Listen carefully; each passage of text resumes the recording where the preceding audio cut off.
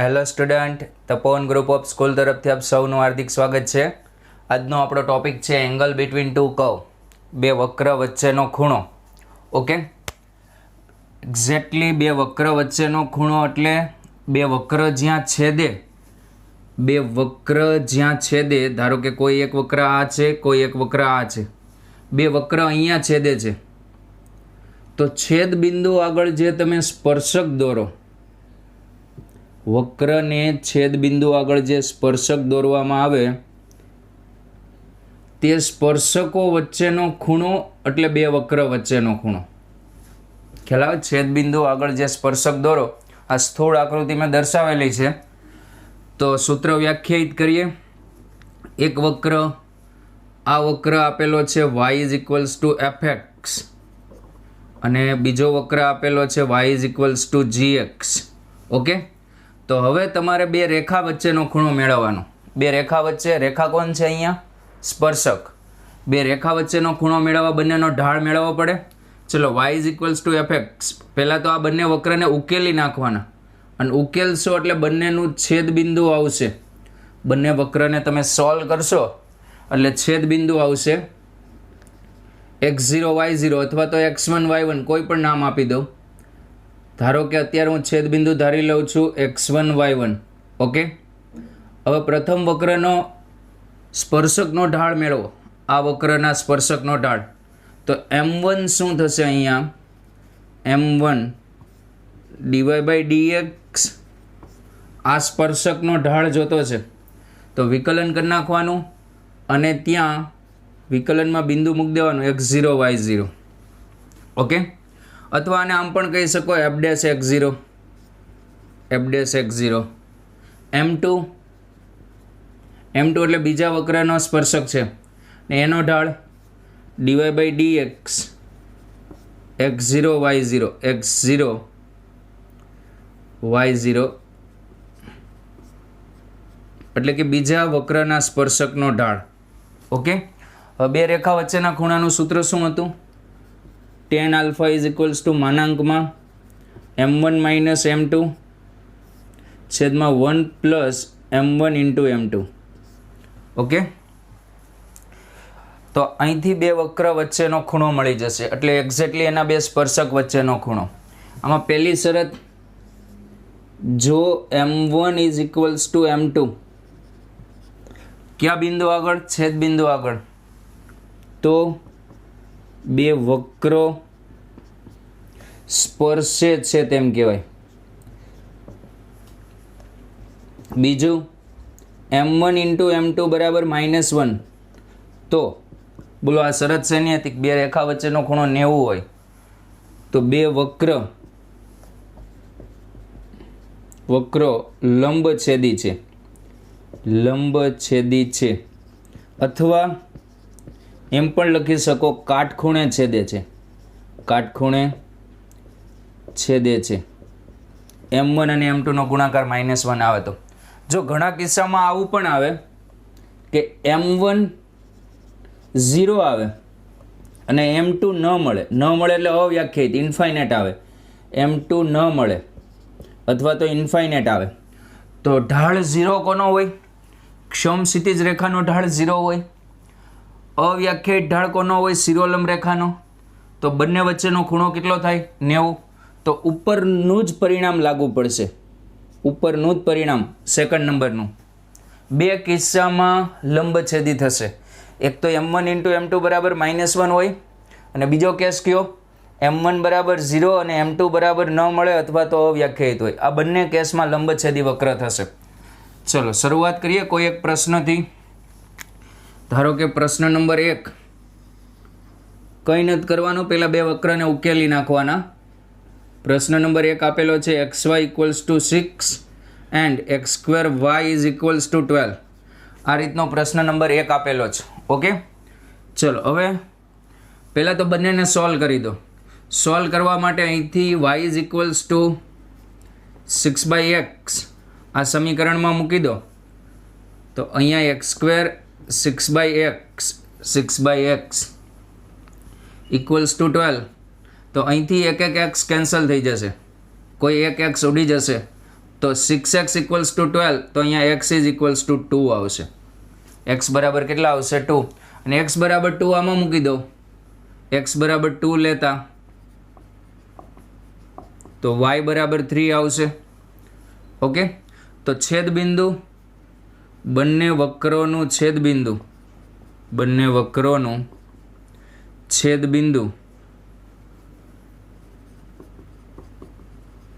ક્યુ આવે છે 2 3 આવે છે બંને વક્રોનું છેદબિંદુ. હવે ઢાળ મેળવ્યા સ્પર્શકનો કઈ રીતે? પ્રથમ વક્ર લખો xy ઇક્વલ્સ ટુ 6 લખો, x સાપેક્ષ વિકલન કરતા x ડીવાય બાય dx અથવા x y1 plus y equals to 0. તો અહીંથી ડીવાય બાય dx આવશે d y by dx minus y by x. પરંતુ આપણે ડીવાય બાય dx કયા બિંદુ આગળ જોઈએ? ડીવાય બાય dx આપણને કયા બિંદુ આગળ જોઈએ છે? ડીવાય બાય dx આપણે જોઈએ છે 2 3 આગળ. તો અહીંયા આ થઈ જશે -3/2 માઇનસ y બાય x એટલે -3/2. આને નામ આપી દેવાનું m1. એ જ રીતે બીજા વક્રના સ્પર્શકનો ઢાળ મેળવવાનો x2y is equals two 12. Okay, તો આનું વિકલન કરો. x2 નું વિકલન 2x, y constant plus x2 constant, y નું વિકલન dy by dx equals to 0. તો dy by dx equals to -2xy upon x2 એટલે કે -2y અપોન x. ઓકે, હવે m2 શું થશે? m2 એટલે બીજા વક્રમાં બિંદુ મૂકી દેવાનું વિકલનમાં 2 3 -2 ym3 xm2 તો અહીંયા આવશે આ -3. હવે સૂત્ર મૂકો. આપણું સૂત્ર શું છે? tan alpha is equals to માનાંકમાં m1 માઇનસ m2 છેદમાં 1 પ્લસ m1 ઇન્ટુ m2. આ સૂત્ર.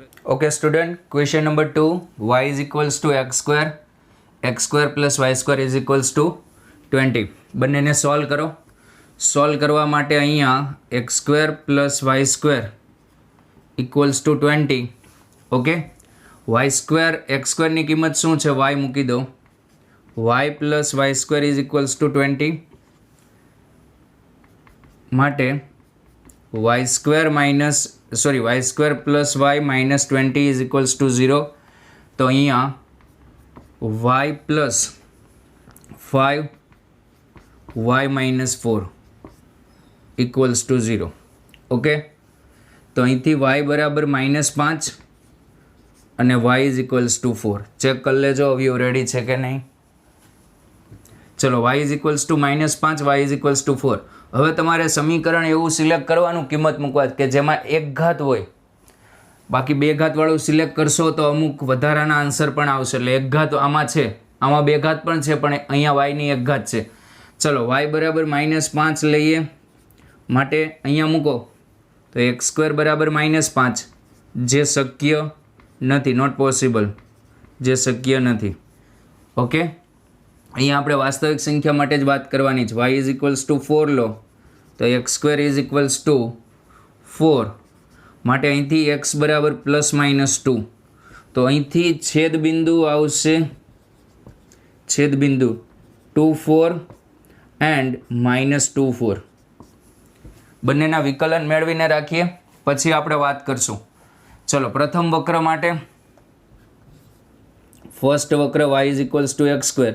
તો આનું dy બાય dx શું થશે? આનું dy by dx 2x. Okay, દ્વિતીય વક્ર માટે x2 plus y2 is equals to 20. તો અહીંયા 2x plus 2y dy by dx equals to 0. તો આનું dy બાય dx જે છે સેકન્ડ વક્રનું dy બાય dx તે આ રીતે આવશે. આ સામેની બાજુ આવશે -2x ના છેદમાં -2y એટલે અહીંયા dy બાય dx આવશે -x/y. આ બીજા વક્ર માટે. ચલો, હવે બે છેદબિંદુ આવ્યા છે, બે એંગલ આવશે. વારાફરતી બંને છેદબિંદુ આગળ વાત કરવાની. પ્રથમ આપણે આ કેસમાં છેદબિંદુ 2 4 આગળ વાત કરીએ. ફર્સ્ટ છેદબિંદુ 2 4 આગળ 2 4 આગળ. ચલો બંને વિકલનમાં મૂકી દો. m1 પ્રથમ વિકલનમાં મૂકીને m1 નામ આપો, dy/dx કોઈ પણ ને m1 નામ આપી શકો. અહીંયા છે 2x dy/dx ક્યાં 2 4 આગળ. ચલો 2 4 આગળ, 2 × 2 4. ચલો m2 dy/dx બીજા વક્રમ મૂકવાનું 2 4. ચલો -x/y. ઓકે, તો અહીંયા -½ હવે અહીંયા tan આલ્ફા થશે માનાંકમાં m1 - m2 ના છેદમાં 1 + m1 × m2. ઓકે, ચલો હવે અહીંયા m1 કેટલા છે? m1 ની કિંમત છે 4 અને આ છે -± +½ થઈ જશે, -± +½ ચલો પછી અહીંયા m1 +4 અને m2 -½ ઓકે, ચલો લસા લઈ લો તો 8 + 1 9 અંશમાં થશે 9 અને અહીંયા 2 - 4 એટલે અહીંયા થશે -2. તો tan alpha = 9/2, then alpha = tan inverse 9/2. આ છેદ બિંદુ 2 4 આગળ વાત થઈ. હવે આવી જ વાત બીજું, આમાં જ બીજો કેસ, સેકન્ડ નંબરનો કેસ કયો છે? છેદ બિંદુ, 2 છેદ બિંદુ આવ્યા, 3 છેદ બિંદુ, 3 છેદ બિંદુ આગળ વાત કરવાની. છેદ બિંદુ -2 4 આગળ, -2 4 આગળ. ચલો m1 dy/dx ઓકે, -2 4 અહીંયા મૂકો, -2 એટલે આન્સર આવશે -4. ચલો m2 dy/dx -2 4 -x/y -x/y એટલે આ આવશે +½ tan alpha = m1 - m2 1 + m1 × m2.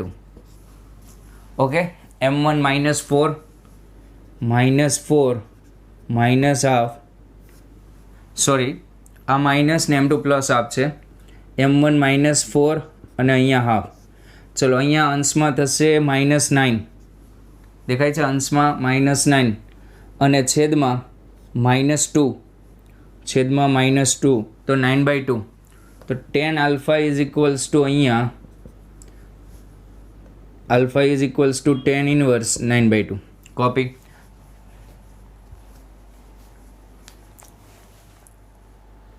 Okay student, question number 3, y² = 4x અને x² = 4by.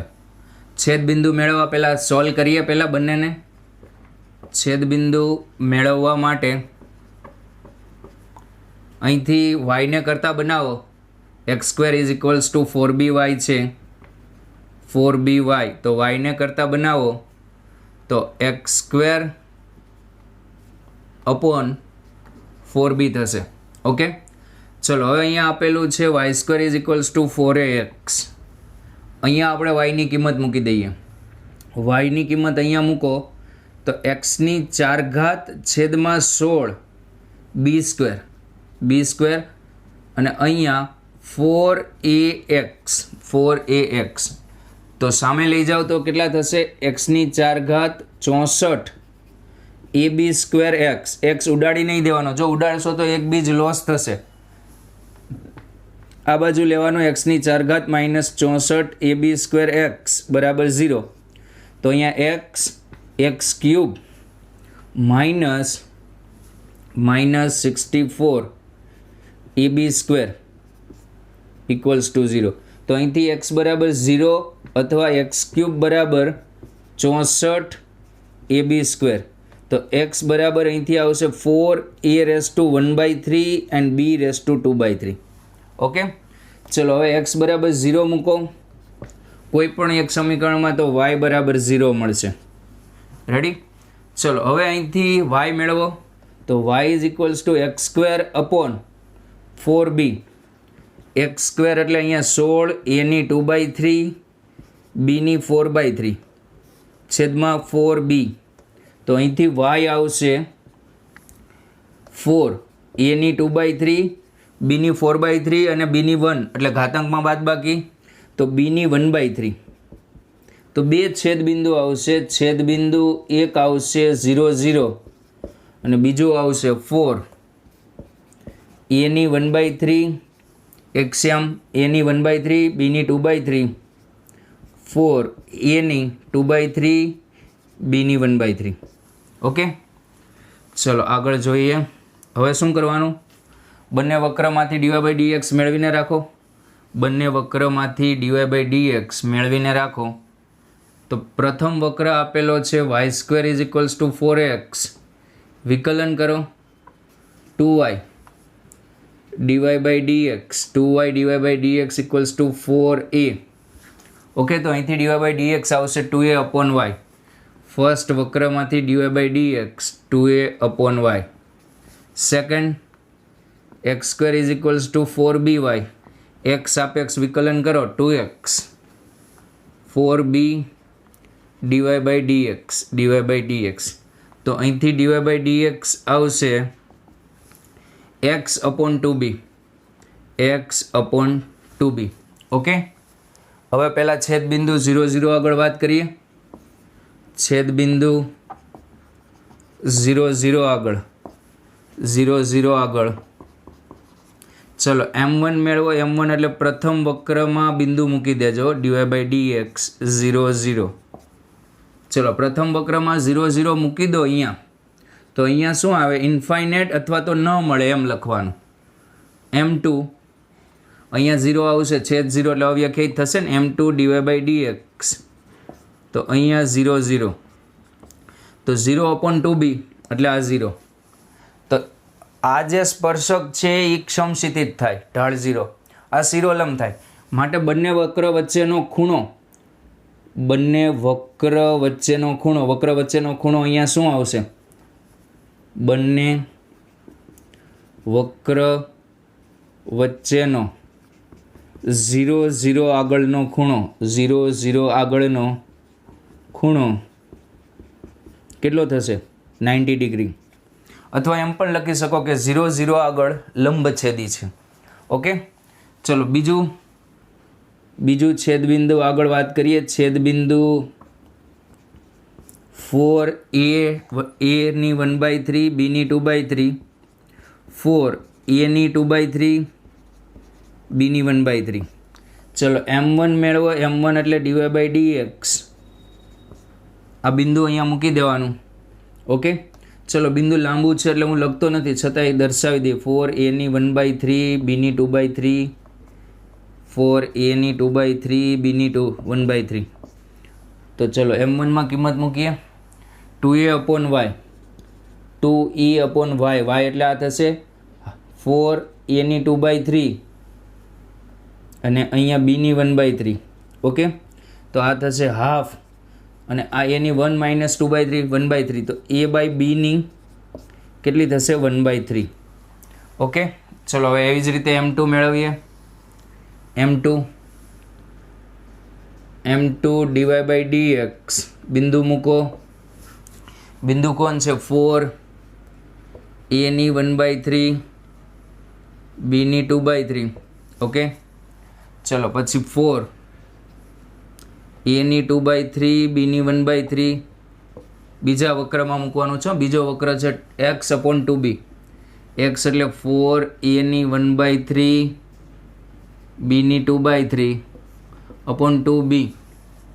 ચલો અહીંથી 2a અને આ છેદમાં બીની 1/3 થઈ જશે. તો a/b ની 1/3 m2.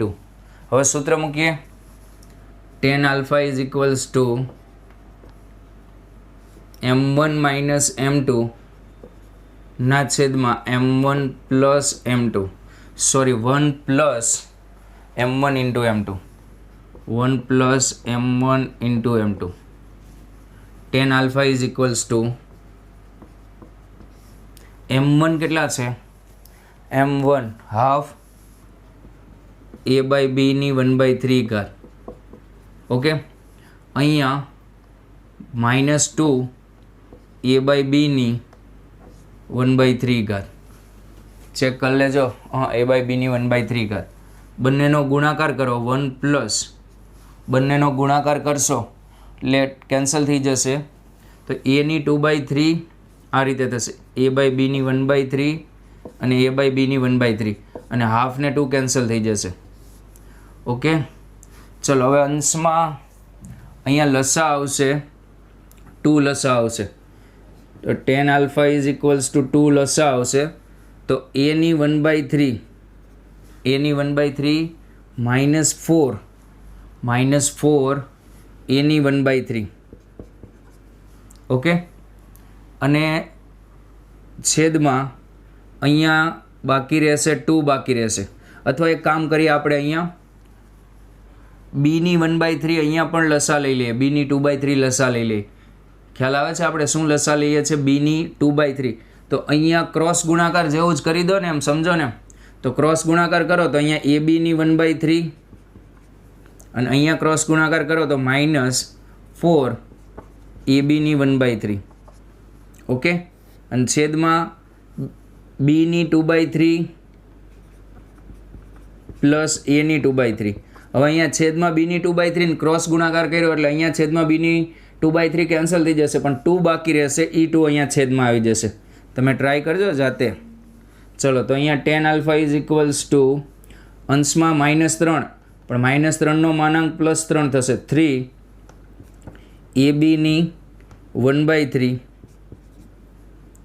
માનાંક રાખીએ જ 1/3 છે એટલે પ્લસ નહીં થાય, 2 એની 2/3 પ્લસ બીની 2/3. ઓકે, તો અહીંથી alpha is equals to tan inverse માનાંકમાં 3 એ બીની 1/3 2 એની 2/3 પ્લસ બીની 2/3. Copy. Okay student, question number 4. 8k² equals to 1, તો y² ઇક્વલ્સ ટુ x અને xy ઇક્વલ્સ ટુ k લંબછેદી છે તેમ સાબિત કરો. તો લંબછેદી સાબિત કરવાની પ્રોસેસ સેમ જ છે, આગળના દાખલાની જેમ જ. બંનેનું છેદ બિંદુ મેળવી લઈએ પહેલાં. ચલો, બંનેને ઉકેલીએ. y² is equals to x, okay, અને xy is equals to k. આ બંનેને સોલ્વ કરીએ.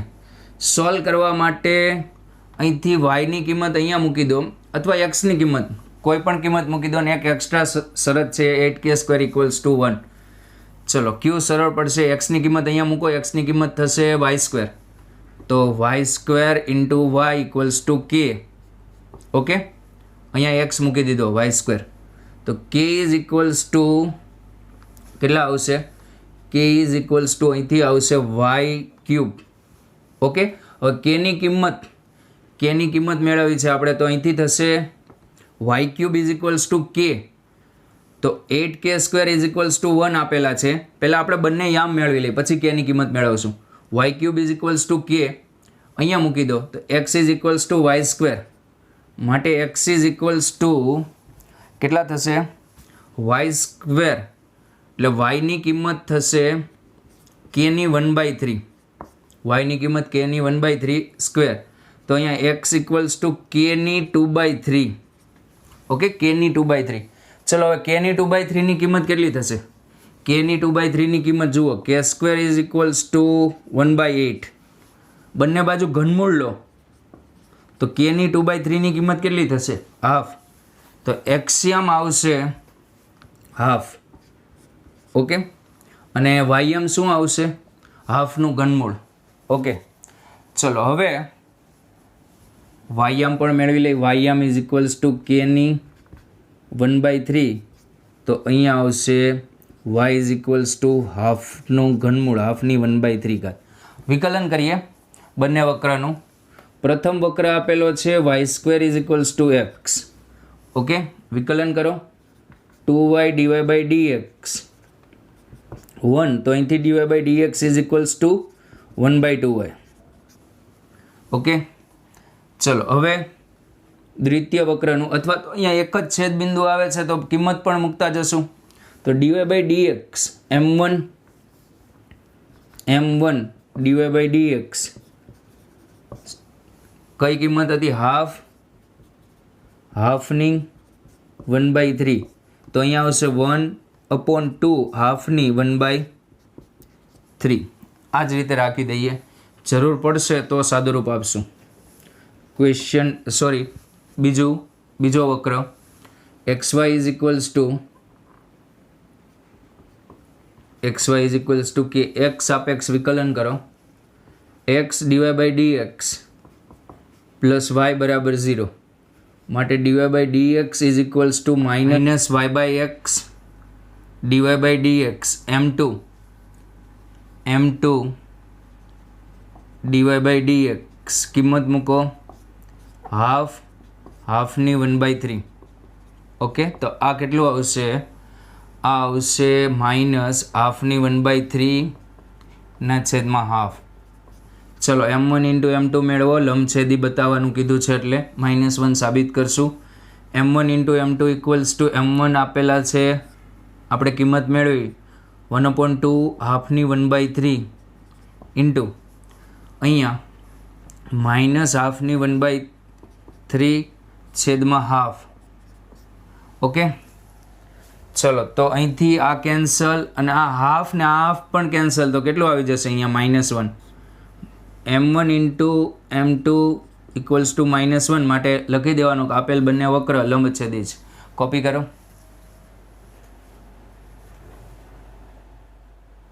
ઓકે સ્ટુડન્ટ, તો ક્વેશ્ચન નંબર 5, 6, 7, 8 તમારે પ્રયત્ન કરવાના છે. જો કોઈ વક્રમાં આ દાખલા ગણતા હોય ત્યારે m1 બરાબર m2 થઈ જાય તો તમે એવું લખી શકો કે આ બંને વક્ર આ છેદબિંદુ આગળ એકબીજાને સ્પર્શે છે. ઓકે, તો આજે આ 4 ક્વેશ્ચન અને આ 4 ક્વેશ્ચન તમારે જાતે ટ્રાય કરવાના છે. તો આજનો લેક્ચર આપણે અહીંયા સુધી રાખીએ. થેન્ક્સ.